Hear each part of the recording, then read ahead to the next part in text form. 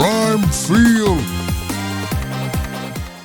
UConn's biggest problem isn't this season's schedule or a scouting report. It's physics. For the first time in 25 years, there is no sun in their solar system. For 2 decades, this program is run on a simple model.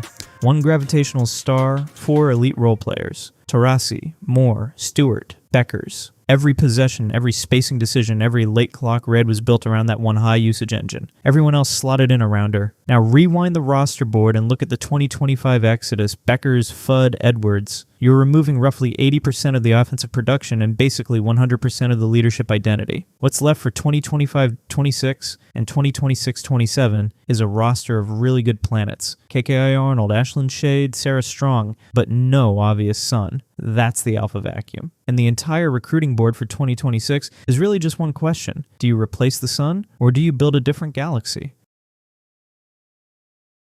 Start with the hard math, the get to the 25% rule. Since 2003, not one UConn national title team has had a leading scorer with a usage rate under 25%. Maya Moore lived in the low 30s, Stewart around 28. Even on those loaded rosters, there was always one player eating a quarter to a third of your possessions, especially in high leverage minutes. Project the 2026 group without a true alpha. Sarah Strong sits around 22% usage, KK Arnold around 19, Ashlyn Shade roughly 20. That's a beautiful share the ball box score, but history says that profile doesn't win you titles. Designed by committee looks great in January. It stalls in April when defenses switch everything and force somebody to take and live with tough shots. So who is that somebody? On paper, the best player right now is Sarah Strong. She's the bridge between eras, but she's also the most miscast. Watch her in the high post. She wants to be a connector. Catch, scan, hit the cutter, swing to the weak side. She's an elite passer, comfortable playing like a point forward. She does not want to live and force pull-ups with 2 on the ball. And she definitely doesn't want to bang as a small ball 5, absorbing contact for 30 minutes a night. Without a true alpha guard, she gets dragged into volume scoring. Without a true rim-protecting center, she gets dragged into being your backline anchor. Every time she has to do one of those jobs, you're pulling her away from the thing she actually does at a national title level. Read the floor and make everyone else better. Now layer in the other problem, size. The easy answer people throw out is, we'll just hit the portal for a big. That's the villain in this story, the false promise of the transfer market. You can always find a scoring guard in the portal, somebody averaging 18 to 22 a night in a mid-major, happy to take a 1-year rental bump. You cannot reliably find a multi-year 6'3" or 6'4" defensive center who understands your system, your ball screen coverage, and your communication standards. Those players rarely hit the portal, and when they do, you're in a bidding war for a 1-year rental who is learning your rotations on the fly. So if you're UConn and you're serious about rim protection, you don't gamble on that. You lock in a high school center who fits your scheme. That's where Sarah Okeke comes in. Okeke is not the highlight star. She's the wall. Watch her FIBA U18 tape. She's sealing early in transition, establishing deep post position without even needing a post entry. She's clearing out 2 defenders on the glass and keeping the ball high. Defensively, she plays controlled drop coverage, staying between ball and basket, taking away the roll and the drive with timing, not chasing blocks into the 3rd row. On the other side of the recruiting board is Jerzy Robinson. Jerzy is the one player who can walk into stores and instantly become your next son. We're talking 22 plus points per game in high school in FIBA, 30% plus usage, no conscience, step backs, isolation drives, late clock creation. The film shows a player comfortable taking the possession into her own hands when everything else dies. You can see why the staff would be tempted to say, that's the problem solved. We've always had a heliocentric star. Let's just plug in the next one. But it's not that simple because you don't recruit Jerzy into a vacuum. You recruit her into a backcourt that already includes Jovana Popovic. Popovic is not a low-usage glue guard. She's putting up 26 points per game in Europe, operating at a pick and roll, living with the ball in her hands. She wants live dribble decisions, 2-man games, and a lot of possessions flowing through her reads. So now picture the 2026 possession tree if you land Jerzy and Popovic but miss on Okeke. First action, kick. Arnold initiates, but quickly becomes a relay. The ball swings to Popovic. She calls for a ball screen. Strong lifts to the slot. Shade spaces. Jerzy is spaced on the weak side, waiting for the swing. Popovic snakes the screen, doesn't like the angle, swings to Jerzy. Jerzy goes isolation, late clock pull-up. What you've essentially built is a 2-ball offense. 2 players with primary creator wiring sharing 1 rock, with everyone else sliding down the hierarchy. Where does that leave Sarah Strong? She becomes a rebounder and a release valve. Catch, swing, crash. Her usage dips. Her passing reads shrink into small windows. You've solved the who takes the tough shot question, but you've created a usage war between perimeter stars and muted your best connector.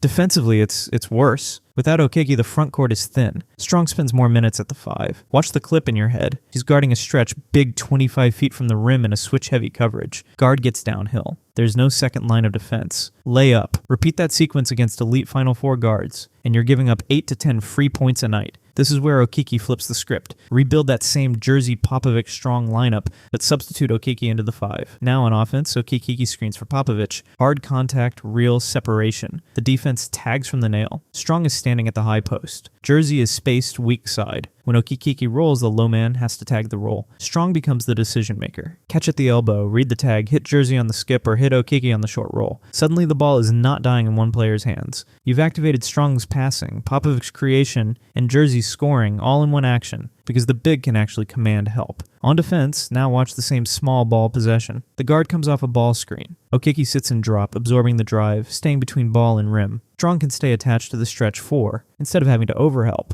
The guard challenges, sees length at the rim, pulls up instead of finishing uncontested. You've taken away the layup without asking Strong to be everywhere. That's the essence of the choice. Option A, Jerzy Robinson. You bet on another heliocentric perimeter star. You hit the 25% usage threshold comfortably. You probably end up closer to 30. You accept redundancy with Popovich, and you try to coach your way through the possession hierarchy. Your offense has a clear closer, but your front court depth is fragile. One ankle sprain for Strong, and you're playing lineups that cannot protect the paint. Option B, Sarah Okeke. You accept that you might not have a historical 30% usage son. You lean into balance. Strong's usage ticks up slightly. Arnold and Shade use more pick and roll and off-ball actions. You try to manufacture late clock answers through scheme instead of one superstar, but you know your floor is higher because your defense and rebounding travel every night. The portal makes option A feel easier. If we miss on a big, we'll find one later. The reality is the opposite. You can find a 12 to 15 point scoring guard in the portal at every single spring. You cannot reliably find a 6'3" rim protector who wants to spend 3 years learning your calls.